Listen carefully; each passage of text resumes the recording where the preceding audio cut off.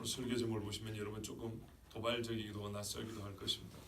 마가복음의 예수를 정치적으로 읽는다? 가능합니까? 어떤 의미에서는 가능하고 어떤 의미에서는 가능하지 않습니다. 가능하다는 말은 그동안에 말씀드린 대로 하나님의 말씀이 정치 영역에서만 배제되면 안 된다는 의미에서, 정치 영역에서는 하나님의 말씀을 써먹지 않으려고 상관없는 것처럼, 그래서 이 말이 어려우면 안 되는데요. 그러니까 교회에서는 정치하게 하면 안 돼, 이런 식으로 보면 안 된다고요. 하나님이 모든 영역을 다스리시고 애굽의 바로 앞에 가게 모세를 부르셨고 느부갓네살을 미치광이 만들었다가 정신이 제대로 돌아오게 했다가 이렇게 하신 이가 하나님이시고, 헬라와 바사, 그러니까는 뭐죠, 바벨론과 바사와 헬라와 로마 같은 대제국을 일으키고 무너뜨리신 이가 하나님이신데 정치 영역에서만 하나님의 손을 떼라, 말도 안 되는 이야기죠. 예, 그런 측면에서 보면 성경 전체는 매우 정치적입니다. 정치는 사회 각 분야 영역을 포괄하고 전체적인 권한 행사를 하는 하나의 영역이기도 하지요. 그렇기 때문에 정치를 빼놓고 하나님의 통치를 말한다는 것은 말이 안 됩니다. 한 나라의 대통령도 정치 행위를 통해서 나라를 다스리는데, 그러니까는 통치 행위를 정치라고 생각하시면 쉽습니다. 그냥. 근데 하나님이 세상을 다스리고 통치한다고 하는데 지배자의 역할을 하지 않을 수가 있나요? 지배자의 역할을 하시죠. 이게 바로 정치 행위란 얘기입니다. 우리의 다스림 받는 사람도 투표하는 정도가 정치행위지만 위에 있는 자는 명하고 법과 제도를 제정하고 그걸 가지고 뭡니까? 실제로 통치 행위를 하고 잘못을 심판하고, 이걸 정치행위라고 하는 겁니다. 그러면 하나님이 법을 만드시고 그것을 적용하시고 우리를 심판하시고 이런 일을 하시는데 하나님은 정치적인 행위에서는 빠지십시오, 말이 될까요? 안 됩니다. 남북을 통일시켜달라고 하는데 하나님이 어떻게 통일시켜줄까요? 지도자들을 바꾸시겠죠. 지도자들의 생각도 바꿀 것이고, 그리고 그 통치하는 사람들의 의견을 생각을 변화시킬 것이고, 이렇게 해서 통일을 시켜주시겠죠. 그런데 정치 영역에서만 하나님의 손을 떼게 만든다, 떼야 한다, 교회는 그런 영역이 안 된다, 이거는 매우 틀려먹은 겁니다. 여러분 이렇게 말하잖아요. 김정은이 나쁜 놈, 이렇게 말하죠. 이 정치적 발언입니다. 2부에 썼으면 전부 다 3족을 멸할 소리입니다. 그죠? 아주 쉽죠? 제 이해되시죠? 왜냐하면 교회 알레르기 반응이 있어요. 정치 얘기 나오는 순간 딱 얼음부터 얼음땡 해버린다니까요. 그러지 마시고 얼음을 깨시고 잘 들어보세요. 특히 젊은 친구들은 아주 무슨 말인지 이해가 빠를 거예요. 자, 봐보십시오. 성경은 그래서 정치 영역을 배제하고 하나님이 음식물 사는데 장 보는 데는 관여하시는데 투표하는 데는 관여하지 마십시오가 아니라 그 말이에요. 더 큰 행위입니다. 하나님이 관여를 하시고 우리에게 지혜를 주셔야만 바르게 행할 수가 있습니다. 그런데 여기서 정치적으로 성경을 볼 수 있다, 봐야 한다는 말은 하나님의 온 세상과 모든 사람과 모든 영역을 다스린다는 것을 우리가 잊으면 안 된다, 그 중에 한 부분이라도 빼면 안 된다는 의미에서 하는 말입니다. 꼭 정치만 빼길래, 아시겠죠? 그러면 안 된다는 얘기고. 그런데 일단의 신학자들이 성경을 정치적으로 읽는다라는 말은 그런 뜻이 아니에요. 순전히 정치적 관점으로만 성경을 해석하는 걸 얘기하는 거예요. 그럼 마가복음을 정치적으로 읽는다, 이 말은 무슨 말이냐면 마가복음에서 하나님의 세상 다스림이 아니라 세상 정치인의 세상 다스리는 그런 정치 원리로서 성경을 해석한다는 거예요. 그러니까요, 간디가 마태복음의 산상수훈을 좋아했다고 그러잖아요. 왜 좋아했을까요? 하나님의 나라를 알아서 그런 게 아니에요. 거기서 하나 끄집어내 비폭력 좋아한 거예요. 이 세상의 정치 행위를 하는데, 영국과의 관계에서 식민지 생활하면서 정치 행위를 하는데 어떤 식으로 영국과의 관계를 풀어야 될까, 어떤 식으로 이 나라 백성들을 계도해야 될까 할 때 하나의 수단과 방법 원리로 방법론으로 찾은 것이 비폭력이죠. 비폭력. 아시겠죠? 피를 흘리지 않으면서 저항을 해서 나라의 독립을 얻겠다는 거예요. 그거를 성경의 마태복음 산상수훈에서 배운 거예요. 산상수훈은 하나님의 나라 삶의 질서를 말해주고 있는데 그 중에 한 가지 요소가 뭐냐면 이 세상 사람들이 사는 방식과 다른 거였어요. 반대편이었어요. 뭐라 했어요? 온유한 자는 땅을 얻는다 그랬다고요. 땅을 얻으려면 성질을 내야 되고 총칼을 들여야 될 상황인데 거꾸로 온유하면 땅을 얻는다 했단 말이죠. 이해되시죠? 그거를 배웠다는 얘기예요. 그 하나의 원리를 배워서 정치를 한 거예요. 근데 성경은 그 정치를 위해서 그 말씀을 주신 게 아니에요. 실로 이 땅을 살아가는 전반적인 삶의 모든 삶의 질서와 원리에 있어서 하나님 나라 법으로 이 땅을 살라고 주신 것인데 그 중에서 사람은 정치 원리만 뽑아가지고 배웠단 말이죠. 꼭 그런 식으로 성경을 보는 것을 정치적으로 읽는다 하는 거예요. 말에 구분하실 수 있죠. 성경은 정치 영역을 배제하지 않는다는 말하고 성경을 정치적으로 읽는다는 말은 그렇게 다른 겁니다. 앞에 거는 하나님의 모든 통치를 인정하자는 뜻이고 뒤에 것은 모든 통치는 다 필요 없고 나는 정치 영역에서만 성경에서 하나의 통찰력과 방법론을 취해서 이 땅 살아가겠다는 겁니다. 또는 성경을 정치학 개론서 정도로만 읽겠다라고 시야를 확 좁혀버린 겁니다. 그렇기 때문에 이거는 완전 반대되는 이야기입니다. 근데 일단의 신학자들, 자기 잘난 맛이 많은 여러 신학자들이 성경을 정치적으로만 읽습니다. 그러니까요, 모세를 통하여 성경을 볼 때 하나님께서 이스라엘에 주신 아브라함과 이삭과 야곱에게 주신 언약의 성취를 한다. 그들의 우고를 듣고 하나님이 약속을 기억하셨다. 여기서 약속이 빠져버립니다. 순전히 압제당하는 소수 민족의 그 고난을 들어주셔서 그죠? 힘없는 사람을 도우시는 하나님 이것만 읽어냅니다. 그러니까 어떻게 해요? 남미나 아프리카에 힘들게 고생하고 살았던 옛적의 식민지 시절을 살았던 사람들 있죠? 이 사람들을 도와주는 하나님으로 끝나버리는 겁니다. 가난한 사람들을 위해서 자기의 권능을 행해주는 하나님으로 끝나버리는 겁니다. 근데 여러분 우리가 봐보세요. 사람을 나누는 기준점이 여러 가지가 있어요. 근데 이 세상에서는 보통 돈으로 나누더라고요. 돈이 많은 사람과 적은 사람. 그죠?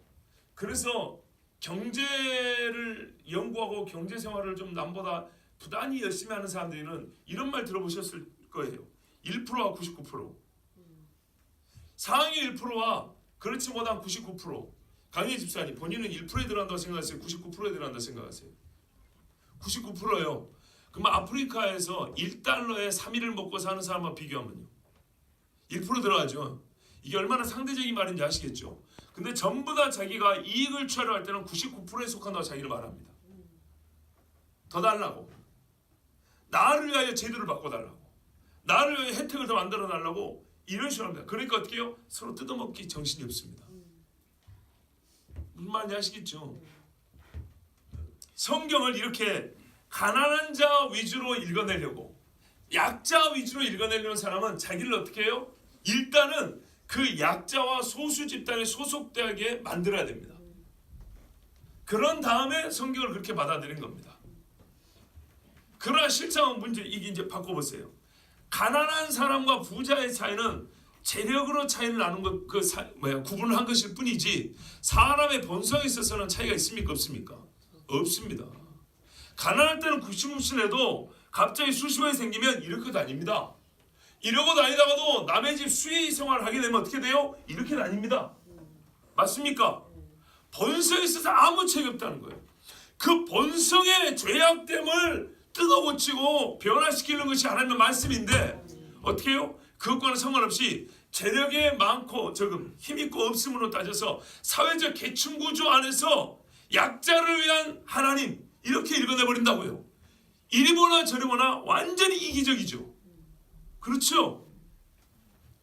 이게 바로 소위 정치적 읽기 또는 그와 유사한 사회학적 읽기, 사회과학적 읽기, 수사적으로 읽기, 역사적 읽기 이런 모든 무순적 읽기라는 것이 뭐냐면 어느 특정 계층 유리하게 아니면 사회적으로 말했을 때 좀 소수 집단이다, 좀 약자라고 여겨지는 사람들에게 우호적으로 읽으려는 매우 편향된 성경 읽기 방법입니다. 그런데 요즘에 이게 그러니까는 문제예요. 성경이 정치적 영역에 있어서도 하나님의 통치가 작동한다라고 처음부터 그렇게 말했으면 이따구로 정치적 읽기라는 말을 안 했을 겁니다. 자연스럽게 하나님이 정치 영역에도 말씀하시죠. 아니 모세에게 바로 앞에 가서 말하게 한 걸 봐라. 이래야 될 것인데 우리나라는 특별히 진영 논리 내지는 뭐예요? 이 좌우 분리가 돼가지고 정치하면 서로 교인들끼리 감정 싸움한다고 이런 얘기를 아예 못하게 하다 보니까 어떻게입니까? 성경을 볼 때 이제는 매우 편향된 정치적 읽기를 새바람을 일으켜가지고 사람들에게 새로운 신선한 감정을 일으키면서 본래적인 의미에서 성경이 정치적인 영역에도 적용된다가 아니라 성경을 그에 대한 반동으로 워낙에 정치적으로 안 읽어놓으니까 이제는 의도적으로 정치적으로 읽어야 된다. 정치적 읽기를 배워야 한다. 이렇게까지 나오는 겁니다. 서구나 우리나라나 매한가지입니다. 이 주일 아침에 설교하기 참 어려운가 봅니다. 여러분 귀 열고 좀 듣고 계시죠? 네. 예. 그러니까 처음부터 균형 잡히게 성경을 봤으면 안 그럴 텐데 불균형이다 보니까 이 마귀 새끼는 우리의 불균형을 이렇게 돌린다고 하면서 반대쪽으로 기울어 버린다고요. 처음부터 하나님의 모든 말씀이 전 영역에 통용된다. 이렇게 이해가 되는데 어느 부분에서는 상관하지 마세요. 저거는 교회에서 말하지 마세요. 이래놓으니까 어떻게 해요? 딱 그 빈자리를 노려서 마귀 새끼는 집중적으로 거기를 공략한다고요. 그래서 거기에 편향되게 오히려 읽게 만든다고요. 정치적으로 성경을 볼 줄 몰라서 이제는 정치적으로 읽어야 되면서 쑥 밀고 들어간다고요. 그런데 그게 보통 많이 배운 사람들 입에서 나오는 말입니다. 신학자들 입에서 나옵니다. 한마디로 고급 이단들의 입에서 나옵니다. 그러니까는 뭐예요? 그 사람들이 하는 말에 특히 젊은 세대들이 쏙 빠져들어갑니다. 왜? 옛날 어른 세대들이 그렇게 못하게 해놓으니까 반감을 가지고 더 이 치우친 신앙으로 빠져듭니다. 그래서 오늘과 다음 주까지는 이 우리가 잘못된 성경 읽기에 몇 가지 참 많습니다. 그 중에 몇 가지를 우리가 좀 듣고 싶습니다. 그러면서 예수님을 우리가 기존에 알고 있던 예수님 있죠? 이 얼마나 바르게 알고 있는가를 확인하려고 하는 겁니다. 그러면 이런 설교를 준비할 때 걱정되는 것은 솔직히 우리 교인들이 어디 가서 이런 헛소리를 얼마나 들을까? 얼마나 우리가 그것을 분별해서 들을 기회가 있을까? 그러니까요, 이런 헛소리를 들을 기회 자체가 없는데 우리가 무슨 뭐 그런 걸 알 필요 있나? 그 전에 믿던 대로 그냥 잘 믿으면 되지. 근데 그렇지 않습니다. 몇 년에 한 번씩 심심치 않게 TV 프로그램이 예수님에 관한 이야기를 방영을 하죠. 특집 다큐멘터리를 한다거나 무슨 시리즈로 해가지고 예수님에 관한 이야기 혹은 성경의 역사에 관한 이야기를 방송할 때가 있습니다. 보통 SBS나 MBC 같은데 또는 EBS 같은 데서 하거든요. 그런 데를 보면 주로 이런 식의 읽기로 읽는 신학자들의 말을 따와서 방송을 만듭니다. 2008년도에도 신의 길 인간의 길인가 있었죠. 벌써 10년이 넘었죠. 기억이 나십니까? 3부작으로 예수님 이야기를 했어요. 성경 이야기를 했어요. SBS에서 했죠. 결론은 예수는 우리가 구원을 위해서 믿을 존재가 아니라는 얘기예요. 결론은 성경은 하나의 여러 신화와 전설의 한 부류에 불과하다는 이야기일 뿐이에요. 그런 이야기를 듣고요, 거꾸로 세상으로 회심해 가버린 사람들이 있다는 거 아십니까? 여러분, 이런 설교하면 우리는 맨날 믿는 사람들끼리 만나고 우리같이 그렇게 무슨 신학자들 만날 일도 없는 사람들이 뭐 그런 위험한 말을 들을 일이 있다고 그렇게 걱정해서 그렇게 설교를 했던가, 어려운 이야기를. 그러면 안 된다고요. 여러분이 보는 공영방송에서 TV 틀면 나온다고요. 아이들을 가르칠 때 EBS 방송 틀면 나온다고요. 심심치 않게 나와요. 자, 그리고 앞으로 살다 보면 더욱이 이렇게 주장하는 사람들이 많아진다는 겁니다. 왜냐하면 지금 제가 여러분에게 읽어드릴 이런 글을 신학교에서 지금 배우고 있고 거기서 나온 목회자들이 대부분 이렇게 배우고 나오고 있기 때문입니다. 그런데 지금까지는 여러분처럼 연세 많이 드시고 전통적인 신앙을 가진 분들이 많이 계시니까 말을 안 하고 있어요. 20년만 지나보세요. 좀 힘든 이야기 해볼까요? 여러분 죽기만 기다리고 있어요. 거짓말 아닙니다.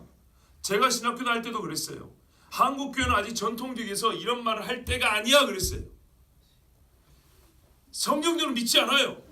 고급 이단들이 가르친 대로 믿어요. 그런데 강단에 가서 말하기에는 자기 밥줄 떨어질까 봐 아직은 말을 안 한다 그런 말이에요. 무슨 말인가? 때가 되면 하겠다는 거예요. 그때가 언제일까요? 지금 현재 장로님들, 권사님들 돌아가시면 그때 한다는 얘기입니다. 앞으로 10년만 있어 보세요. 그러면 이제 소위 말하는 9세대가 다 가버리죠. 그렇게 되면 그때는 이제 제가 지금 읽어드리는 말 같은 줄줄줄 나옵니다. 지금도요, 젊은 애들을 담당하는 젊은 목회자들 입에서는 나옵니다. 그러니까 여러분, 나뿐만 아니라 우리 다음 세대를 걱정하신다면은 오늘 하는 이야기를 잘 들어보셔야 됩니다. 자, 시간 관계상 이제 좀 빨리 하겠습니다. 예수를 정치적으로 읽는다 할 때 특히 마가복음을 가지고 하는 경우들이 많아요.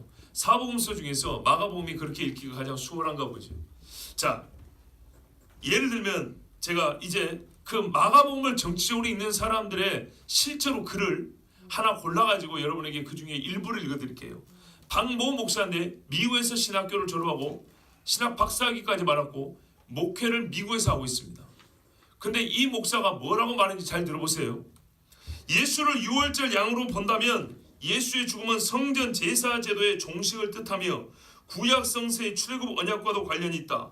그렇다고 해서 예수가 문자적 의미에서 새로운 속죄 제물이 되었다는 뜻은 아니다. 그럴 경우 제물만 바뀔 뿐 속죄 제물의 기초를 둔 성전 체제는 그대로 유지되기 때문이다. 뭔 말인지 못 알아먹겠죠. 주여, 아니 여러분 이제 어려운 말도 잘 알아듣는다고 그러셨는데 보세요. 오늘날 독재 정권의 지도자가 바뀌더라도 억압적인 사회 구조는 변하지 않는 것과 같은 이치다. 예수는 언제나 사람들이 마땅히 걸어야 할 삶의 길을 제시했다. 무슨 말이냐? 우리가 예수님을 속죄제물이라고 하잖아요. 그런데 속죄제물이라는 자체가 부당하다는 얘기입니다. 구약에서 짐승으로 속죄제물 삼았죠. 예수님을 속죄제물 받았죠.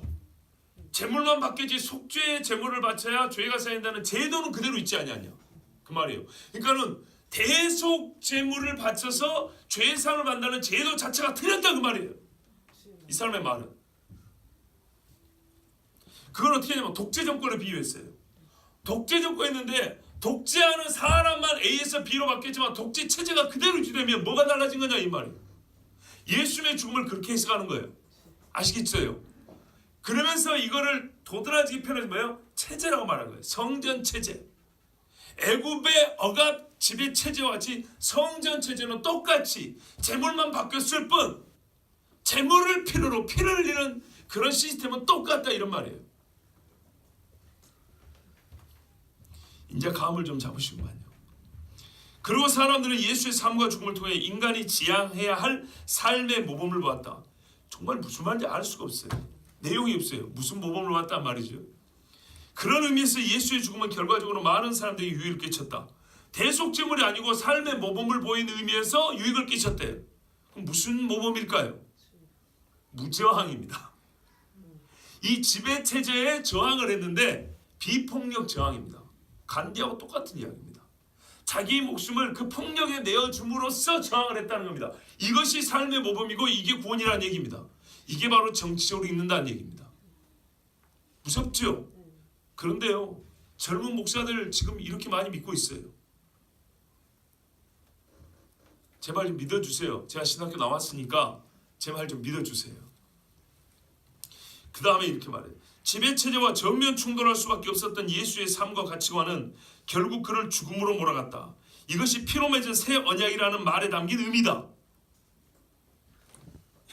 참, 여러분 이렇게 배우셨어요. 여러분 기가 안 찹니까? 여러분 별로 감이 없으신데 정말 이거는요 옛날 30년 전 어른들 같으면은 뒤통수를 잡을 이야기다.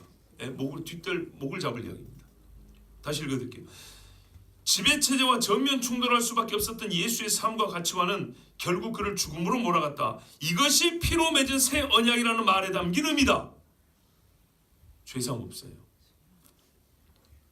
모세와 이스라엘 백성은 이집트의 압제에서 벗어나 하나님과 피의 언약을 맺는다. 마찬가지로 예수는 자신의 삶을 통해 세상 가치관과의 단절을 선언함과 동시에 가치관과의 단절, 새로운 언약이 시작되었음을 알린다. 지배체제 이데올로기하고 단절하면 새 언약이라는 거예요. 이때 하나님과 맺는 언약 예식은 이집트가 상징하는 세상의 이데올로기와 가치관을 벗어나 새로운 삶을 추구하겠다는 선언이다.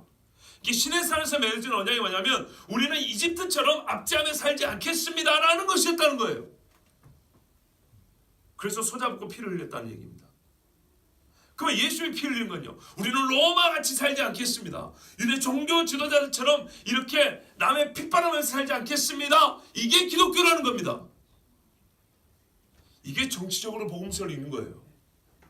얼마나 위험한지 아시겠죠? 근데요, 젊은 사람들은 혹합니다.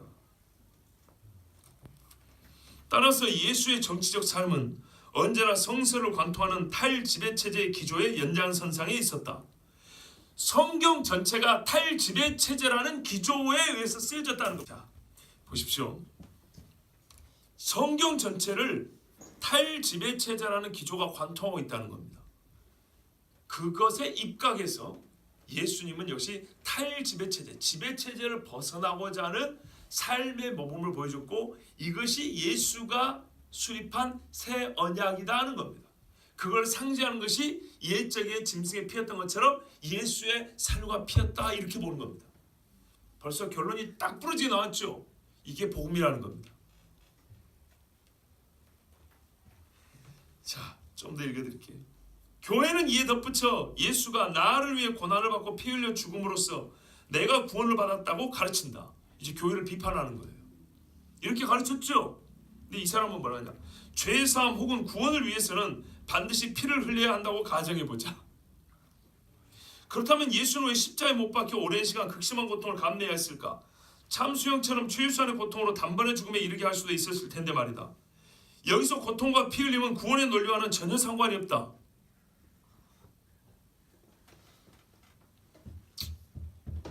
십자가형은 옛시대의 미개한 문화의 유물일 뿐이다. 그러니 십자가의 의미를 알아보기 위해 예수의 고통에 당위성을 부여할 필요는 없다. 이게 십자가를 알기 위해서 예수님의 고통, 왜 고통을 당했는가는 의미를 찾을 필요가 없대요. 여러분, 이 사람이 실제로 미국에서 목회하고 있습니다. 이런 식으로 목회하는 사람 한국에도 있습니다. 그리고 이 사람 한국 사람이라니까, 박시성을 가지고 한국 사람이라니까. 팻말에 쓰인 예수의 죄목이 유대인의 왕이라는 점은 예수가 정치범으로 분류되었음을 시사한다. 이건 틀린 말은 아니에요. 로마 입장에서는 정치범이에요. 근데 유대인들은요, 신성모독죄였어요. 자기를 하나님의 아들이라 그런다고.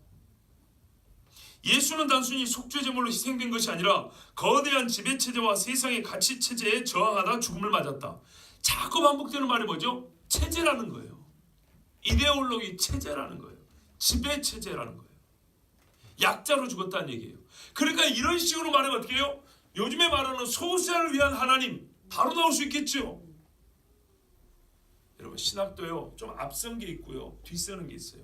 앞에 게 판을 짜줘야 뒤에 게 나오는 것들이 있어요. 그러니까 이 사람의 말은 그거예요.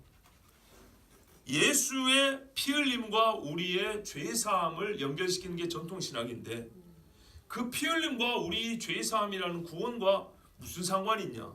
솔직히 이 사람은 우리가 구원이 필요하다는 것도 인정하지 않아요. 우리는 정치적 해방이 필요한 것이지 영혼의 구원이 필요한 게 아니에요. 이런 사람들 아시겠어요? 정치 신학을 말하는 사람들은 영혼의 구원이, 베드로가 말한 너희 믿음의 결국 곧 영혼의 구원을 받음이라가 아니라 이 땅에서 사는 동안 정치적 억압에서 해방당하는 것이 구원이라고, 구원의 정의를 그렇게 바꿔요. 그러니까 예수는 굳이 피 흘릴 필요가 없었던 거예요. 근데 예수가 당한 고통은 뭐예요? 그 지배체제의 폭압을 보여주는 거예요. 그리고 그 지배체제에 대하여 우리가 어떤 식으로 저항해야 될지를 보여주는 것이지, 그 피 흘림과 고통이 우리 죄의 싸움과 구원과 관계된 건 아니라는 얘기를 하는 거예요. 만약에 피 흘림이 필요하다면 다른 식으로 피 흘려도 되지, 그 말이에요. 근데 왜 십자가에 하필? 십자가는 로마 지배체제의 상징이잖아. 뭔 말인지 아시겠죠? 정치범을 달아 죽인 상징이라고요. 로마의 반란자, 지배체제에 저항한 자를 죽이는 틀이 십자가란 말이에요. 그러니까 십자가는 성경에 말하는 것은 로마 같은 대지배체제 저항한 예수를 보여주려는 것이지 피 흘림을 보여주려는 게 아니야. 피 흘림으로 목을 잘라버리면 피 흘림이 있지. 이렇게 얘기하는 거예요. 하나님의 저주와 심판이 뭔지를 모르는 인간입니다. 그리고 아까 그랬죠. 제가 비판을 좀 이따가 통째로 할 것인데, 재물만 바뀌었을 뿐이라 그랬죠. 이 인간은 모형과 실체가 뭔지 몰라요. 본래는 예수님이 유일하고 의미 있는 유의미한 재물이고 앞에 있는 재물들은 모형으로 보여준 것인데 오히려 그것이 오리지널 지배 체제고 그 지배 체제를 이어가는 식으로 우리가 예수님을 받아들였다는 거예요. 자, 대제사장이 예수에게 네가 찬송받을 자의 아들 그리스도냐라고 묻자 예수는 나다라고 대답한다. 먼저 고대 그리스 사본이 의문부호 없이 쓰여졌다는 점에 착안해 예수가 보세요. 네가 그리스도냐? 찬송받을 자의 아들 그리스도냐? 보세요. 이게 중요합니다. 찬송받을 자의 아들 그리스도냐? 하나님의 아들 이꼴 그리스도냐? 이렇게 물어봤죠. 그때 예수님이 나다라고 했다는 거예요. 근데 나다라고 했는데 이 사람은 해석을 어떻게 하면 나다라고 말한 게 아니다. 내가? 이렇게 대답했다는 거예요. 내가 그리스도라고? 라며 질문에 담긴 고발을 부인한다고 보는 방법이 있다. 최소한 복음서 기자들은 예수의 대답을 부정적으로 이해한 듯하다. 또 개역의 번역처럼 우리 번역처럼 그렇다라고 읽더라도 그 의미를 다시 생각할 필요가 있다. 애를 씁니다. 예수님이 자기를 하나님의 아들이고 그리스도라 말 안 했다고 하려고. 그것은 네 주장일 뿐 내가 한 말은 아니라는 뜻이다.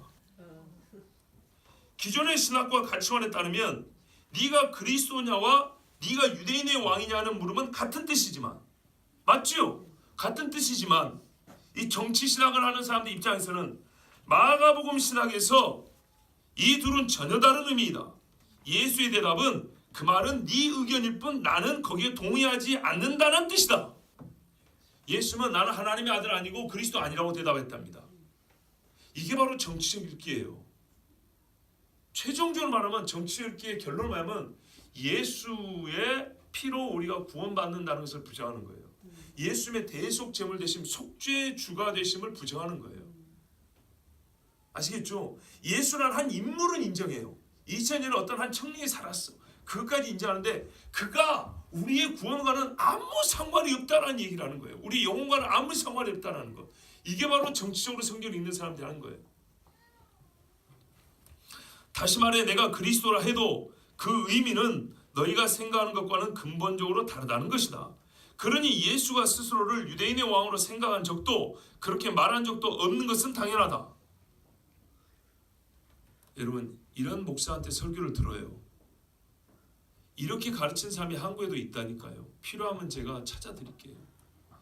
이제 제 말을 좀 믿으시겠어요?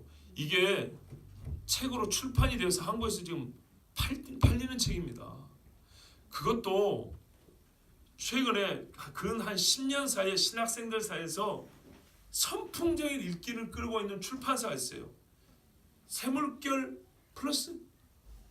출판사라고 있어요. 새물결 교회인가? 무슨 그 교회에서 만든 출판사예요. 거기서 처음에는 굉장히 좋은 책들이 많이 나왔는데 한 1, 2년 지나니까 이런 비슷한 유의 책들이 계속 나와요. 그 자체가 무슨 말이죠? 그 교회의 신앙과 신학을 말해주는 거예요. 교회가 세운 출판사에서 그 교회가 세운 출판사에서 지금 이 책을 이런 책을 출판을 해줬다고요. 그리고 이런 비슷한 책이 계속 나와요. 그런데 신학생들이 한 10년 전부터 이 출판사에 나온 책은 거의 안 빠지고 사서 읽어요. 저도 거의 안 빠지고 다 사놨습니다. 좋아서가 아니라 연구를 위해서. 예수는 제자들에게 스스로 십자가를 지고 자신을 따를 것을 명했다. 그랬죠. 자기를 부인하고 자기 십자가를 지고 나를 따르라 그랬죠. 자, 이 부분도 뭐라고 했어야 하냐. 여기서 십자가는 지배체제에 저항하는 사람이 맡게 될 험난한 운명을 상징한다. 따라서 예수의 십자가 죽음을 바라볼 때는 십자가라는 형벌 자체보다는 십자가로 상징되는 그리스도인의 저항 정신에 초점을 두어야 한다. 십자가는 지배체제에 맞선 사람들의 삶을 단적으로 보여주는 형벌로서 예수도 세상적 가치관과의 타협을 거부한 끝에 십자가 위에서 최후를 맞았다. 여기까지만 읽어드릴게요. 이래서 한국의 민중신화가 나온 거예요. 데모가 잘못됐다는 게 아니에요. 그 중에는 잘못된 데모도 있어요. 필요한 데모도 있고. 그런데 이렇게 쇠파이프 들고 돌 던진 사람들을 예수와 일치시켜버리는 한국의 소위 민중신학이 어디서 나오면 바로 이런 정세 성경 읽으니까 나온 거예요. 민중이 예수다 말이 왜 나온지 아시겠죠? 민초, 지배체제에 억압당하고 힘없어서 고생하는 사람들, 그 자체의 삶을 부정하는 게 아니에요. 그러나 그렇다고 하더라도 그러기 때문에 우리가 주 예수의 다시 오심을 기다려야 되는 것이지, 우리가 바로 예수다, 이거는 틀린 거예요. 그래서 서구에서 나온 게 뭐냐면 백인 예수가 아니라 흑인 예수가 그래서 나온 거예요. 그래서 서구에서는 그림을 그릴 때 예수님을 일부러 흑인으로 그려놔요. 마리아를 일부러 흑인 여자로 그려놔요. 인종차별하자는 게 아니에요. 유대인이에요. 유대인. 유대인인데 흑인으로 그려놔요. 왜요? 바로 이런 정신에 입각해서 그러는 거예요. 이제 어떻게 읽어야 되는지 아시겠죠? 그들의 행위를 어떻게 읽어야 될지는 아시겠죠? 우리나라에서 그래서 민중이 예수다는 말이 나온 거고, 소위 저 감신대 위주로 해가지고 민중신학이 나온 거예요. 그래서 제가 감리교 신학교 위험하다는 얘기하는 거예요. 이런 식으로 가르친다고요. 감신대 교수들이 주로 이렇게 많이 가르친다고요. 기장의 한신대 교수들이 이런 식으로 가르친다고요. 그런데 이름 있는 신학교를 하면 전부 다 그냥 고개 넙죽넙죽 숙이고, 유명한 신학자라 그러면 그냥 막 그냥 아멘 아멘 하고, 고급 이단들인데 같이 지옥 가시려고. 당대 율법학자들과 바리새인들이 얼마나 석학들입니까? 예? 글을 아는 사람이 몇 프로 되지도 않는 시대에 진짜 박사 중에 박사들 아닙니까? 그런데 그들 보고 뭐라 했어요? 예수님이 너희가 성경을 모른다 그랬어요. 왜? 사람의 영광을 구하니까.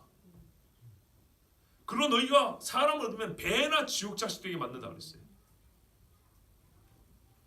근데 여러분, 오늘날 우리는 옛날에 그 보통 민초들보다 더 살 만큼 살잖아요. 나누기에 따라 다르잖아요. 1%에 들기도 하고 99%에 들기도 하고, 기준에 따라 다릅니다. 자동차 좀 몰고 다니는 사람은 1%로 몰 수도 있고, 걸어 다니는 사람은 90%로 몰 수도 있고, 주식 좀 갖고 있는 사람은 1%로 가질 수도 있고, 없는 사람은 99%로 몰 수도 있고, 주식을 삼성 걸 가지고 있어야 1%로 만들 수도 있고, 그죠? 저기 중소기업 주식은 다 가지고 있어도 99%로 나눌 수도 있는 것이고. 근데 꼭 어떻게 해요?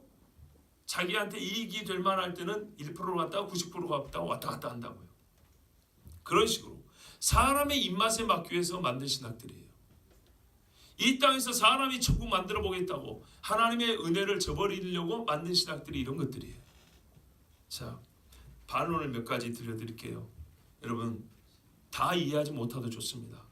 우리가 세상에도 그렇죠. 다 몰라도 한 가지만 붙잡아도 된다 그러죠. 한 가지 붙잡아야 될 것은 제가 맨 마지막에 말씀드릴게요. 보세요. 다시 말씀드려. 이런 게 뭐가 그리 필요하냐? 우리 이미 잘 믿고 있는데 아니라니까요. 다음 세대를 생각하세요. 20년 후에 여러분 여기 있는 어른들 돌아가시면 한국교회 강단은 이런 설교를 판을 칩니다. 지금도 그럽니다. 지금도. 다시 말씀드립니다. 지금도 유튜브에 찾아보세요. 있는가 없는가. 제가 거짓말인가.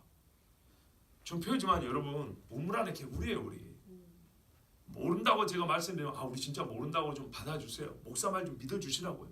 여러분 정말 모르는 거예요. 세상에 어쨌든 하는지 이 경제생활을 할지 모르지만은 사상적인 거하고 이 신학적인 거는 여러분 정말 모르는 거예요. 근데 진짜 중요한 거는 그것 때문에 살고 죽어요. 이 생각 때문에 살고 죽는다고요. 그러니까요, 이런 것은 정말 기분 나쁘게 생각하지 마시고 가르쳐드리면 좀 들어주시기 바래요. 여러분의 아들, 딸과 손자, 손녀를 위해서라도 들어두셔야 돼요. 자, 이 사람들은 항상 체제 운운합니다. 그런데 이들의 말대로 하면요, 자 이제 길게 설명은 안 합니다. 그냥 짤막짤막하게 말할 테니까 여러분 이걸 말까요? 짧은 말에 들어있는 엑기스를 여러분 다 뽑아 드실 수 있어야 합니다. 체제를 자꾸 운운하는데 세상에 무슨 체제와 싸우는 경우에는 이 사람들은 또 다른 체제와 이데올로기를 만들 뿐입니다. 또 다른 자기들이 만드는 새로운 기독교라는 시스템, 체제와 이데올로기를 만들 뿐이지. 왜냐하면은 하늘이 분리되어 있잖아요. 땅에서 우리끼리 싸우는 거잖아요. 아시겠죠? 공산주의를 막 비판하지만은 그래봐야 어떻게 해요? 이 땅에 사람 머릿속에 민주주의라는 체제뿐이죠. 민주주의, 자본주의를 막 비판하지만은 기껏해야 나오는 거 뭐예요? 공산주의, 사회주의라는 것뿐이죠. 그런 것처럼 지배체제 막 운운하지만은 봐보세요. 성경에서 그 지배체제 밖에서 살고 싶어하는 사람이 어디 있습니까? 이게 무슨 말이냐면 나에게 기회만 주어지면 나도 그 지배체제의 통치자의 자리에 서고 싶다라는 생각을 안 한 사람이 누가 있습니까? 다 똑같죠. 이 사람들을 보세요. 이 가르치고 설교하는 이 사람들도요, 큰 교회 가고 싶어 하고요, 대학 교수 다 되고 싶어 합니다. 자기들이 이렇게 가르치면서도 자기들이 그 지배체제의 가운데 들어있고 싶어 합니다. 그래서 대학 교수 하려고 이렇게 설교하고 이렇게 논문 써놓고도 뒷돈 주면서 자리 하나 내달라 합니다. 또 다른 지배체제 만들 뿐입니다. 지배체제를 운운하지만 실상 힘 있는 자는 항상 지배체제의 득을 보는 자가 됩니다. 그렇다면 이 사람들이 뭐라 했어요? 아까 속죄 제물만 바뀌었을 뿐이라 그랬죠. 그죠? 그러니까요, 지배체제는 달라지지 않습니다. 이 사람들은 이름만 바뀌었을 뿐 사람의 본성이 동일하기 때문에 그들이 어떤 식으로 이름을 새로 바꿔치겠을지 몰라도, 한국의 정당 보세요. 이름 바꿔도 속은 똑같잖아요. 바로 그 말이다 이 말입니다. 그리스도의 속죄 사역이 근간 회심이 없다면 한 사람도 본성적으로 새로워지지 않습니다. 그럴 경우에는 새로운 체제나 더 이상 바뀔 필요가 없는 완벽한 체제라는 것은 이 땅에 존재할 수가 없습니다. 존재할 수가 없기 때문에 예수께서 다시 오셔서 완전히 새하늘과 새 땅을 만드셔야만이 이런 새로운 체제니 뭐니 이런 말을 운운할 필요가 없는 것이지. 그렇지 않고 똑같은 본성을 가진 인간들이 맺히고 되치고 해봐야 그게 그겁니다. 그런데 자기들은 마치 하나님이라 된 것처럼 자기들이 말하는 옛 체제를 비판하면 새로운 세상이 올 것처럼 말하는데, 이건 스스로 자기 모순을 빠진 것입니다. 또 아까 보시면 속죄 제물만 바뀌었다 그랬는데요, 속죄 제물은 본래 한 분 예수님밖에 없습니다. 그리고 나머지는 모형이었을 뿐입니다. 이 사람들은 속죄 신학이 없는 것이에요. 또 사람이 마땅히 걸어야 할 삶의 길을 제시했다 그랬는데, 여러분 이게 얼마나 우습습니까? 근본적인 죄는 그대로 두고 길을 제시했으니까 우리의 습관만 바꾸면 된다라는 말하고 같습니다. 그러면 사람이 달라지고 세상이 바뀌던가요? 절대 그렇게 되지 않습니다. 그럼 예수님이 무슨 길을 보여줬습니까? 가만히 생각해 보세요. 예수님이 과연 지배체제에 저항하는 어떤 길을 보이셨죠? 만약에 이들 말대로 할 것 같으면 세례 요한을 죽인 헤롯한테 찾아가가지고 따져야죠. 배 타고 로마로 가자 그래야 되죠. 그렇게 하지 않았습니다. 대제사장 앞에 신문을 받을 때 그냥 묵묵히 서 계셨습니다. 만약에 예수님을 따를 것 같으면 요즘에 소위 민중운동이라 하는 것들은 절대 있으면 안 됩니다. 예수님은 그렇게 하지 않았습니다. 그리고 예수님이 침묵으로 저항했다. 예수님 보십시오. 저항을 했지만은 지배체제에 대해서는 아무 말도 안 했습니다. 내가 너희 죄를 대신 짊어지고 죽으러 왔다고만 얘기를 했지. 자, 그런다고 예수 믿는 사람들이 지배체제의 잘못된 것에 대해서 함구하고 있으면 잘했냐? 그 말은 아닙니다. 예수님이 하신 본질된 사역을 얘기하는 겁니다. 예수님은 지배체제를 전복하러 온 게 아닙니다. 그랬으면 예수님 말씀 잘 들어보세요. 자기를 잡으러 온 자들이 어떻게 했어요? 결국은 자기가 잡힐 때 내가 명하여 12형도 되는 더 천군들을 불러다가 저것들을 멸하지 못해서 지금 이러고 있는 줄 아느냐 그랬죠. 그렇게 했어야죠. 그게 바로 지배체제를 뒤집어 엎는 겁니다. 예수님은 엄밀히 말해서 지배체제를 하나도 뒤집지 아니하고 오히려 더 공고하게 했습니다. 그렇잖아요. 가장 저항력 있는 예수를 죽여버리는 체제였잖아요. 그죠? 대제사장과 바리새인들이 예수님 때문에 그들의 허물이 드러나고 그들의 체제가 약화된 게 아니라 그들이 이겼다는 표현이잖아요. 왜? 유대인들은 예수님이 제자들이 도둑질해가지고 죽은 시체로 도둑질해서 살았다고 헛소문냈다고 여기까지 믿고 있으니까 예수님이 진짜로 부활했다고 믿은 게 아니라 도둑질해 갔다고 믿고 있기 때문에 예수님이 말한 하나님 나라는 없는 겁니다. 예수님을 죽였던 사람들의 지배체제가 이긴 겁니다. 여러분, 그들의 시각을 얘기하는 거예요. 우리는 성경을 믿기 때문에 예수님의 부활이 있다고 믿지만 그들은 부활도 믿지 않아요. 부활을 믿지 않는 입장에서는 그들의 지배체제가 더 공고해졌을 뿐입니다. 근데 진짜로 그들의 지배체제가 무너지게 된 것은 부활을 경험한 사람들이 와가지고 내가 너희가 죽인 예수를 봤다 할 때 무너진 거였어요. 근데 그들의 입장에서는 부활이 없기 때문에, 아시겠죠? 정치적으로 성경을 본 사람들은 부활이 없어요. 부활이 없기 때문에 죽은 예수만 있어요. 그래서 죽은 예수가 살아간 그 비폭력 저항의 길을 가자라는, 이게 바로 그들이 말하는 삶의 길이에요.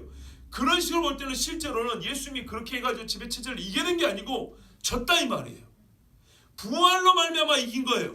근데 그 사람들은 부활을 믿지 않으면서도 이 비폭력 저항이 이겼다고 할 때 봐라, 백성에서 일어난 민중의 그 힘을 봐라 이런다고요. 근데 그들이 말하는 그 민중의 힘이라는 건 사실 어디서 나왔어요? 부활의 권능에서 나왔다고요.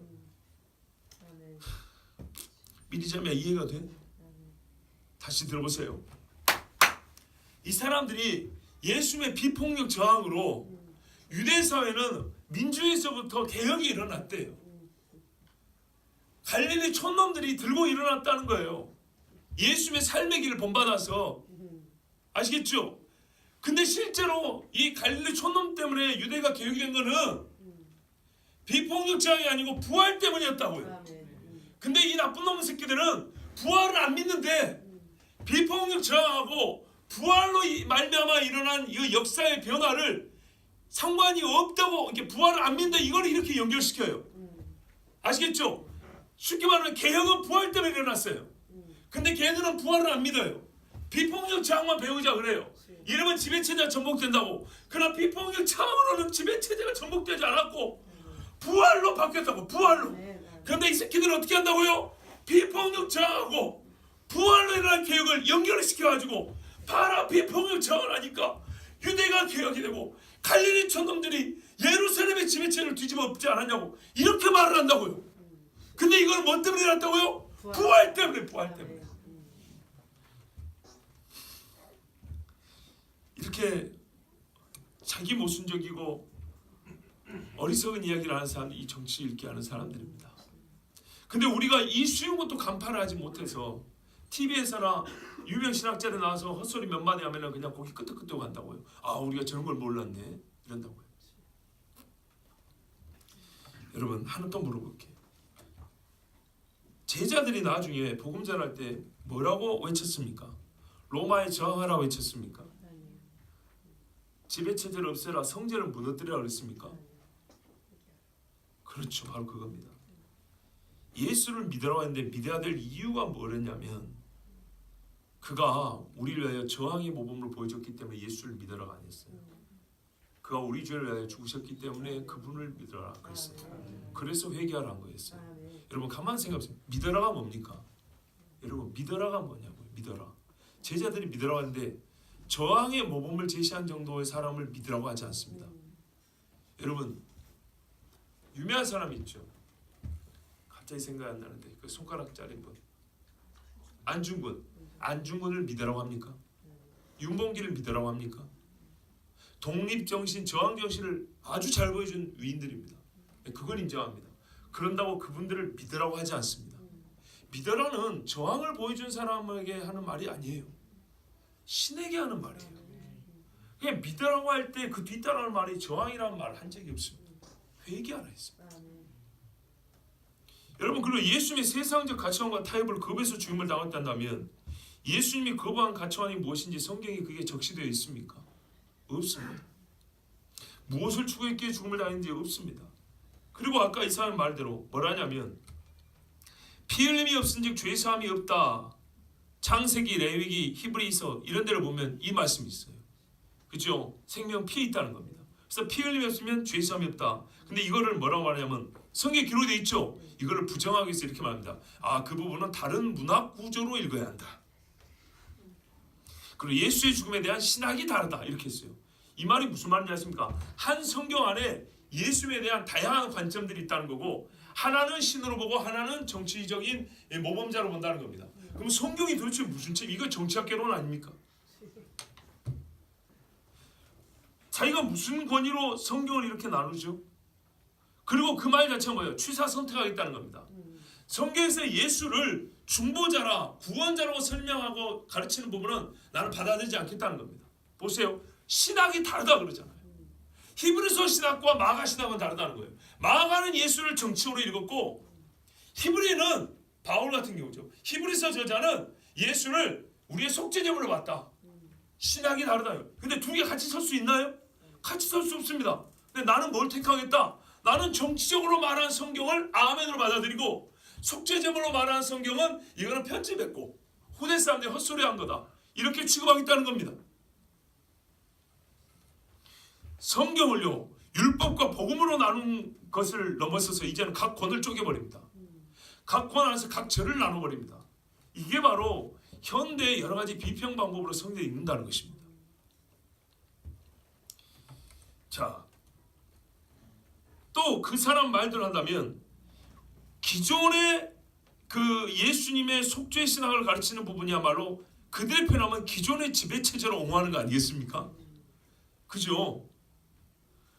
그러면 성경에서 동시에 기존의 지배체제, 소위 기득권 세력을 옹호하는 것을 가르치네요. 이해가 되세요? 신학이 다르다면서요. 쉽게 말하면 예수님의 속죄 신학을 가르치는 성경은 기존의 지배체제로 옹호하는 기득권 신학입니다. 칼로 잘라고 불에 태워버려야 되는 거예요. 그리고 정치적으로 읽는 사람들이 묻고 싶은 것이, 십자가가 저항이라면 그리스도는 당신을 어떻게 구원하셨습니까? 라고 묻고 싶습니다. 왜냐하면 그 사람들이 자칭 다 그리스도인이라고 그러거든요. 자기는 다 기독교인이라고 그래요. 그러면 어떤 의미에서 당신은 기독교인입니까? 라고 묻고 싶어요. 나는 정치적인 삶의 모범을 보여준 예수를 따르는 사람으로서 기독교인입니까? 라고 한다면 그게 구원입니까? 라고 묻고 싶어요. 그리고 만일 자기의 영혼을 구원한 자라고 예수님을 믿는다고 그렇게 말한다면, 근데 당신은 말하기를 예수는 저항정신 모범을 보여준 사람이라고 가르치면서 어떻게 또 당신의 영혼을 구원한 분이라고 믿습니까? 라고 묻고 싶은 거예요. 왜냐하면 아까도 말씀드렸지만 이런 사람들이 교회에서는 뭐라고 하냐면, 쫓겨나지 않으려고 예수께서 우리의 구원을 위해 죽으셨습니다는 말도 또 해요. 자기 말이 서로 상치된다는 것을 알지만은 이럴 때는 이렇게 말하고 저럴 때는 저렇게 말한다고요. 아니, 제가 신학 교수들 만나봤잖아요. 학생들 앞에서 말할 때하고 총회 불려가가지고 목사들 앞에서, 장로 앞에서 말할 때는 다르게 말한다고요. 아, 나는 그렇게 부정한 적이 없습니다, 이렇게 말한다고요. 그럼 보통 총회 총독은 목사 장로들이 신학 교수니까 함부로 못해요. 아, 교수님 앞으로 좀 자중하시고요, 학생들 열심히 가르치기 바랍니다, 이러고 다시 보내줘요. 학교 와가지고는요 똑같아요. 그래서 어디 가서 교회 가서 말하지 마 이런다고요.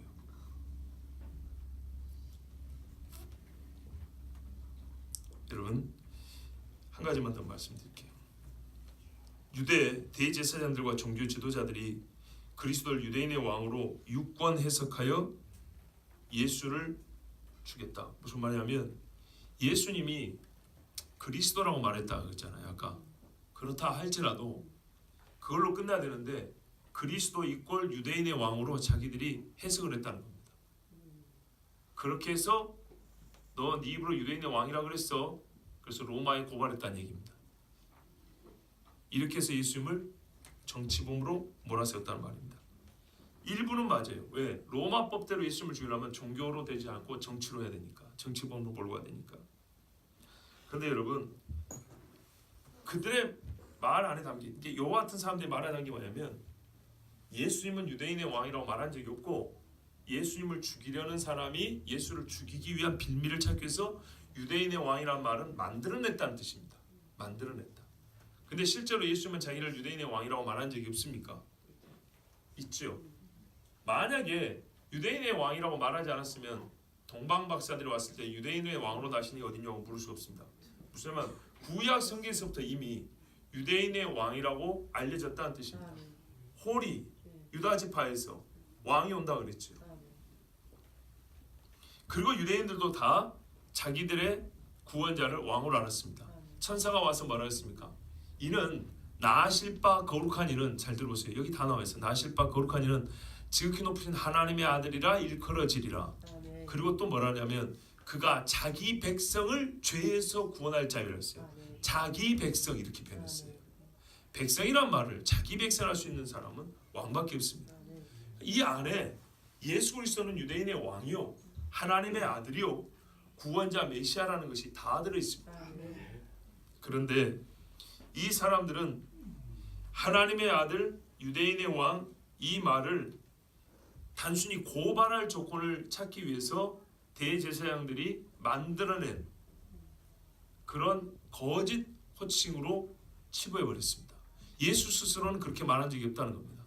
다만 그리스도라고는 말한 적이 있다. 근데 아까 들으셨죠? 그리스도라는 뜻도 뭐냐면 정치적으로 지배체제에 저항하는 자의 의미로 읽어야 한다. 이렇게 말을 하는 겁니다. 여러분, 그러면서 요와 같은 유의 사람들이 항상 하는 말은 뭐냐면 후대에 가서 사람들이 이렇게 정치적으로 읽어야 될 예수를 신앙의 대상으로 신격화시켜버린다. 본래 예수는 자기를 신으로 믿으려 한 적이 없고 자기가 우리의 죄를 위해 죽으라고 한 적이 없는데 사람들이 후대에 가서 그런 존재로 만들어버렸다. 이렇게 말합니다. 오히려 우리가 본래 예수를 찾아가는 거다. 이렇게 얘기를 합니다.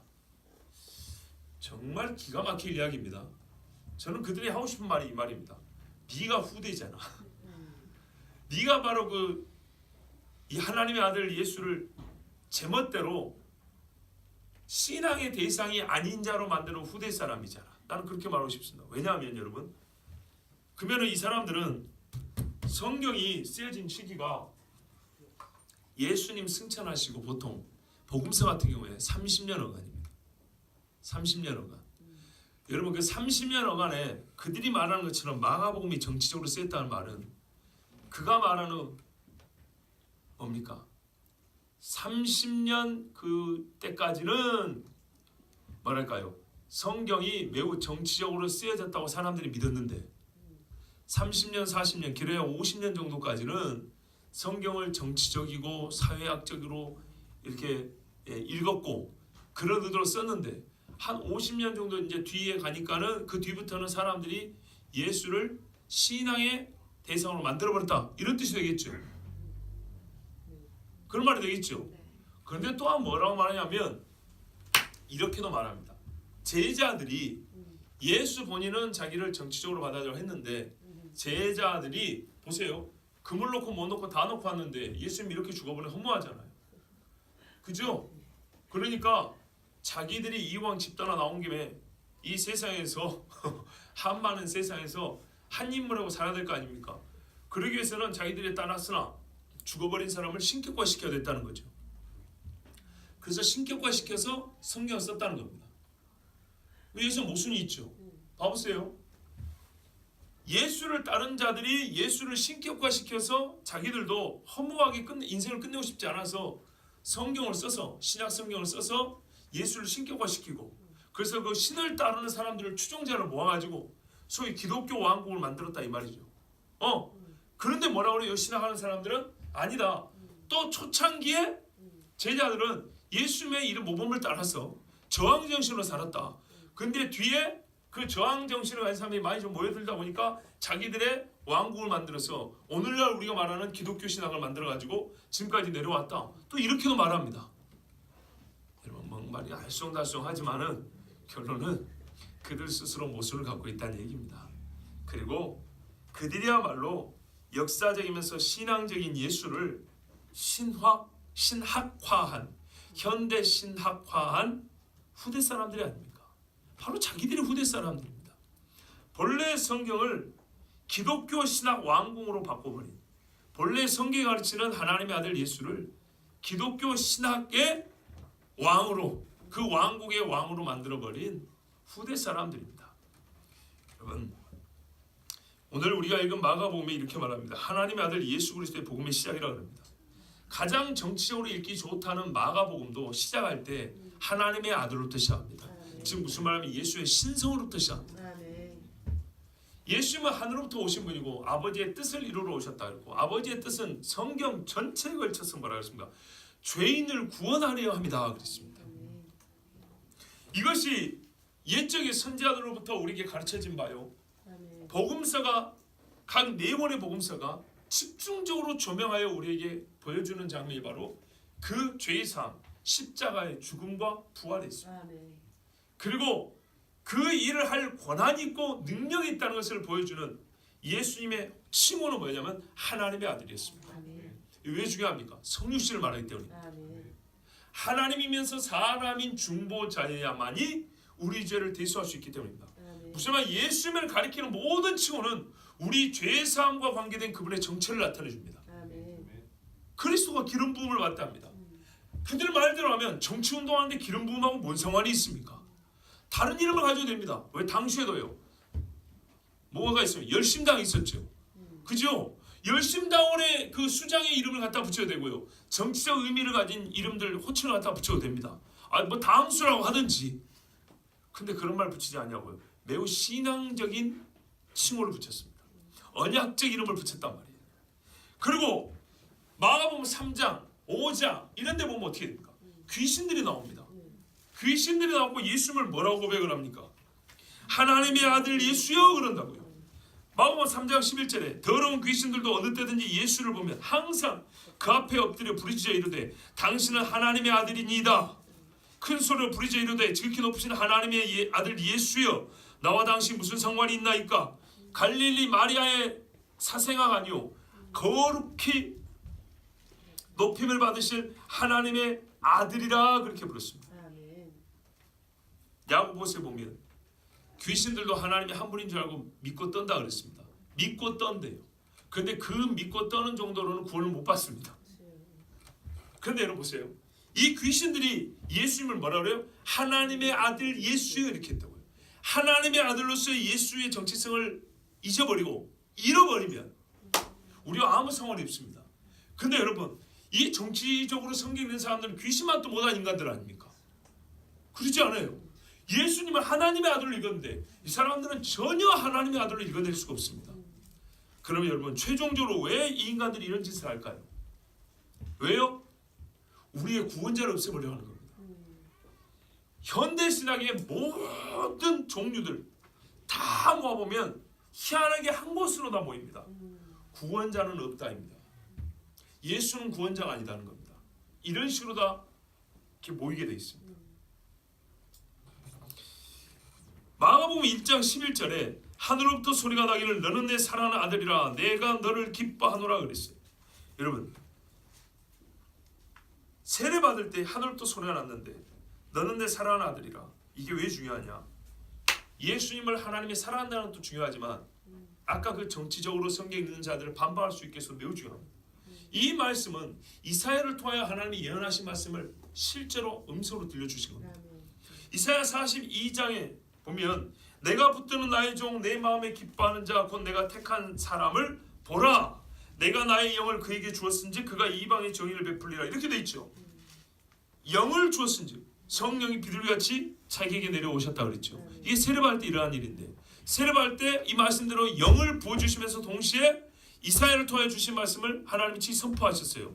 내 기뻐하는 자라 내 사랑하는 아들이라 그랬죠. 근데 이사야서는 뭐라고 했어요? 나의 종이다 이렇게 말했어요. 내가 붙드는 나의 종 근데 종이라고 이사야서에는 예언했고 택한 사람이라고 했는데 하나님은 친히 예수님이 세례받을 때 나의 아들 이랬다고요. 그러니까 여기서 동시에 뭐가 되죠? 아들이 이꼴 종이 되고 그리스도 이꼴 하나님의 아들이 되는 거죠. 왜 제가 이 말씀을 드리냐면 이 정치 시작하는 사람들은 그리스도라는 이름의 의미를 어떻게 했죠? 섬기기 위한 종으로만 끝내버렸어요. 인류에 핍박받는 사람들을 위하여 섬기는 종, 영혼을 위하여 섬기는 것도 아니라 삶의 질을 개선하기 위한 섬기는 종으로서 그리스도를 해석해버렸어요. 아시겠죠? 그런 의미에서 종이라는 거예요. 근데 성경에 뭐라고 말해요? 틀렸다고 말하잖아요. 종이지. 이사야에서 분명히 종이라고 그랬지. 근데 그 종을 똑같이 하나님 말하면 아들이라고 그랬단 말이죠. 그러니까는 정치적으로 섬기는 종으로서만 예수를 읽을 것이 아니라 통치자여 우리를 구원하여 다스리는 하나님의 아들 왕으로도 알아야 된다고 성경이 이렇게 교차하여 우리에게 증언하고 있다 이 말입니다. 주여 영원부터 기뻐하는 하나님의 아들입니다. 이사야 53장의 말씀이 이렇게 되어 있죠. 10절 이하에 보면 여호와께서 그에게 상함을 받게 하시기를 원하사 질고를 당하게 하셨은지. 종이면서 아들을 왜 이 상하게 하셨냐? 그의 영혼을 속건제물로 드리기에 이르면 그가 씨를 보게 되며 그의 날은 길 것이요 또 그의 손으로 여호와께서 기뻐하시는 뜻을 성취하리로다. 여호와의 기뻐하시는 뜻을 성취하기 위함인데 그 뜻이 무엇입니까? 영혼을 속건제물로 드린 것이죠. 그래서 그가 나의 의로운 종이 많은 자기 지식으로 많은 사람을 의롭게 하며 또 그들의 죄악을 친히 담당하리로다. 그가 자기 영혼을 버려 사망에 이르게 하며 범죄자 중 하나로 헤아림을 받았습니다.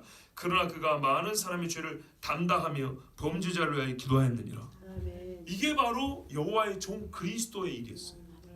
죄를 담당한다고 성경이 이렇게 말했고 그 일을 시작하실 때 하나님께서 뭐라 하면 종일 뿐만 아니라 나의 아들이고 내가 기뻐하는 자라고 그렇게 말씀을 해주셨건만 이 못된 사람들은 하늘과의 관계를 끊어버리고 예수님, 그래서 예수님이 하신 일이 또 하늘로 올라간다는 그 길을 끊어버리니까 이 땅에서 살았던 우리와 똑같은 한 사람의 인간으로 끝나버리는 겁니다.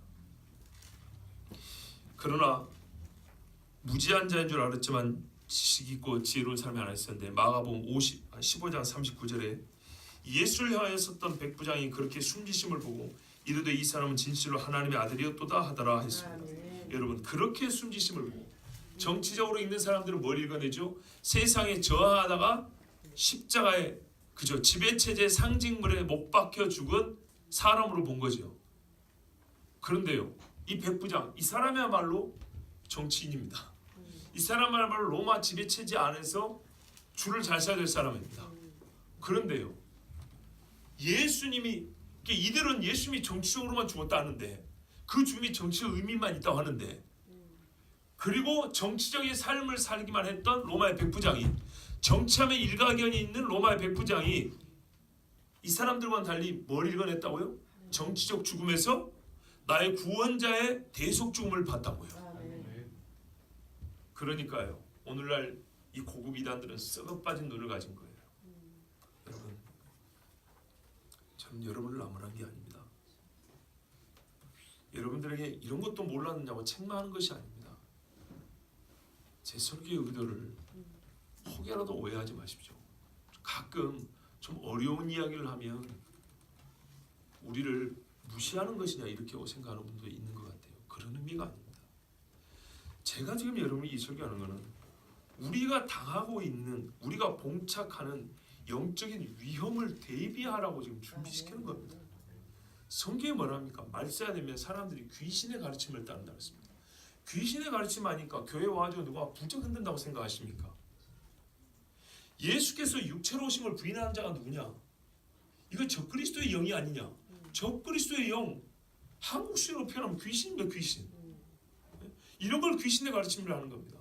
성육신을 부정한다고 그랬습니다. 하나님이 인간이 되어 우리 죄를 위하여 죽으셨다는 걸 부정한다고 그랬습니다. 바로 그 말씀의 실제를 지금 제가 보여드린 겁니다. 내가 신학 공부를 시켜드리는 게 아니고 여러분이 이런 말씀을 읽을 때 그냥 말씀을 읽긴 한데 감을 못 잡잖아요. 이게 실제가 어떻게 일어나는지 모르잖아요. 살인하지 말라 했으면 칼로 사람 쥐어준 거 알잖아요. 생선 따듬을 때도 칼로 찌르면 피나는 건 알잖아요. 여러분이 경험적으로 알잖아요. 그러나 말수가 되면 사람들이 귀신의 가르침을 따를 것이다. 미혹의 영들이 활기를 칠 것이다 라는 여러분은 실제로 감도 못 잡고 경험을 실제로 잘 못 해보시잖아요. 그래서 제가 이걸 지금 간접 경험을 시켜드린 거예요. 그래서 조심하시라.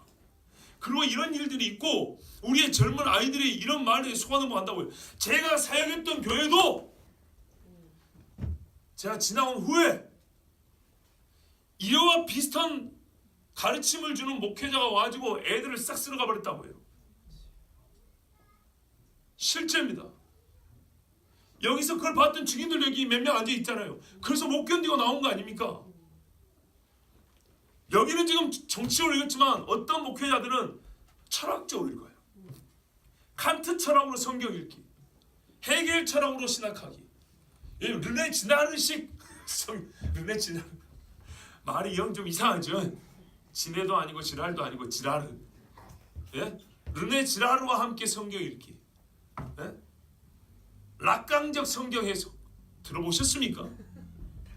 짜끄락강? 닭광이 아니에요. 사람 이름은 락강이라고. 철학자들입니다.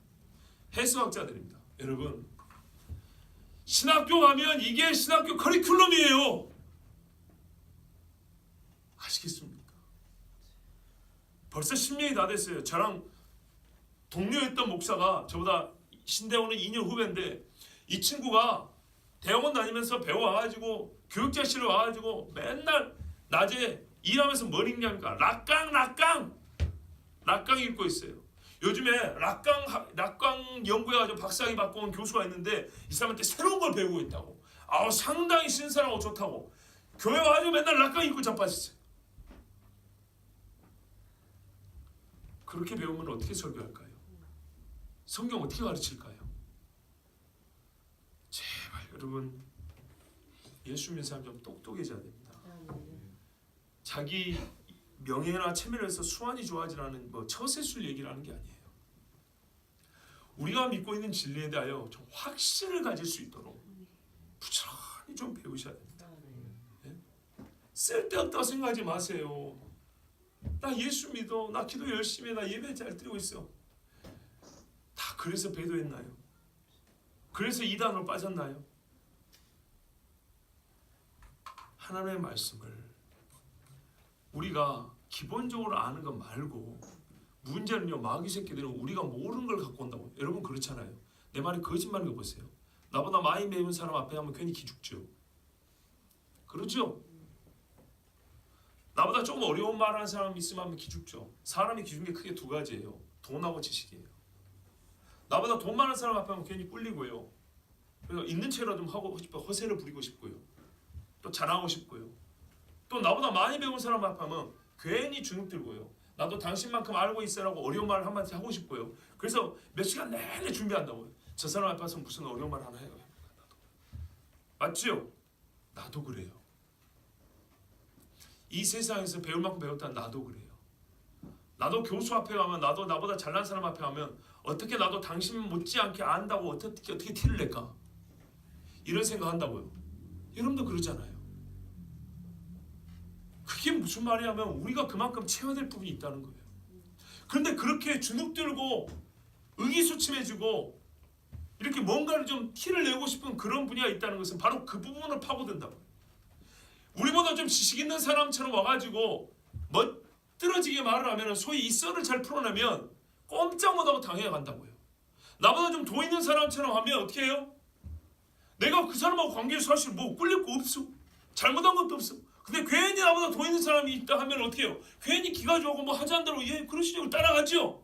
마찬가지라고요. 신학적으로도 성경 지식으로도 우리끼리 있을 때는 예수 잘 믿으면 되지, 그냥 기도 열심히 하면 되지, 그렇죠? 양심적으로 보라고요. 그런데요, 여기 신학교에서 딱 세우면 어떻게 해요? 꼼짝 못하고 조용히 듣고 있죠. 그렇습니까? 안 그렇습니까? 나보다 왜 많이 배운 사람이니까. 그래서 넘어간다고요. 우리의 약점을 다 안다고요. 마귀는. 나도 여러분의 약점을 알고 나도 내 약점을 안다고요. 그 약점을 보완할 수 있는 말씀도 필요하고 훈련도 필요한 거예요. 네? 내가 강한 부분으로 들으지 않아요. 내가 약한 부분으로 들은다고요. 그래가지고 나중에 어떻게 해요? 여기로 들으면 강한 부분도 밑에서 이렇게 싹싹 밑장빼기 들어가면 허물어지게 돼 있어요. 그래서 다 넘어갑니다. 봐보세요. 이단에 넘어간 사람들 봐보세요. 내가 잘 알고 있는 교리 때문에 넘어갑니까? 안 그러죠. 보통 의문부호를 가지고 있었던 부분 때문에 넘어가요. 잘 모르고 궁금해했던 부분들, 누가 물어보면 나 역시도 대답 잘 못하는 부분들, 거기에 대해서 속 시원하게 대답 한번 해주죠. 그러면 어떻게 해요? 아멘하고 따라가죠. 그렇게 되면 어떻게 합니까? 그걸로 끝난 게 아니라 그들이 가르쳐주는 마귀들 신학에 빠져들면 내가 기존에 갖고 있었던 바른 것들도 그쪽으로 바꿔버리죠. 그래서 절대로 교회 안 들어옵니다. 그러니까요, 여러분, 제가 뭐 한다고 여러분에게 이 어렵고 낯선 이야기를 하겠습니까? 이거는 실제로 필요한 이야기 때문에 하는 겁니다. 성경 자체도 한번 봐보십시오. 갈라디아서 같은 데도 보면은 바울이 거짓 복음을 가르치는 자들에게 비판합니다. 그렇죠? 서신서들 보면 너희가 이러이러한 신학과 이러이러한 가르침을 따르는데 그건 틀렸다고 가르쳐줍니다.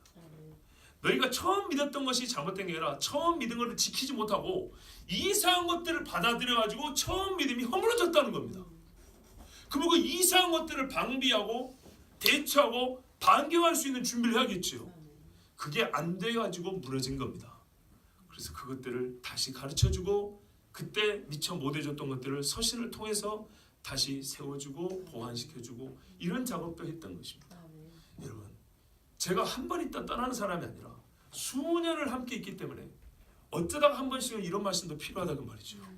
이렇게 들어야 기존에 우리가 듣던 말씀도 더 강화되는 것이고 우리가 혹시나 틈을 보여가지고 이 거짓된 가르침을 가르치는 사람들 앞에 싸워야 될 때가 있으면은 반론할 수 있는 것이고 우리의 소망에 관한 이유를 대답할 수 있는 것입니다. 아주 짧은 이야기였지만은 여러분 아마 몇 가지 한두 가지는 귀에 남은 것이 있을 것입니다. 더욱 하나님의 말씀 부지런히 읽으시고 모르는 것이 있으면 서로 좀 물어보십시오. 그리고 세상에서 밖에 보니까 이런 이야기도 들리던데 하고 속으로 간증하지 마시고 혼자 물음표 갖고 다니지 마시고 서로에게 물어보고 연구하고 저랑 우리 전도사님들한테 좀 물어보고 해가지고 답을 얻으십시오. 명쾌한 답은 아니어도 우리 신앙에 흐트러지지 않는 무너지지 않을 수 있는 버팀목 하나는 돼야 되지 않겠습니까? 그래서 전하였습니다. 마가복음은 정치적으로 있는 것이 아닙니다. 하나님은 온 세상 만물을 통치하고 다스리시지만 정치적으로 예수를 읽는 것은 틀렸습니다. 기도하겠습니다.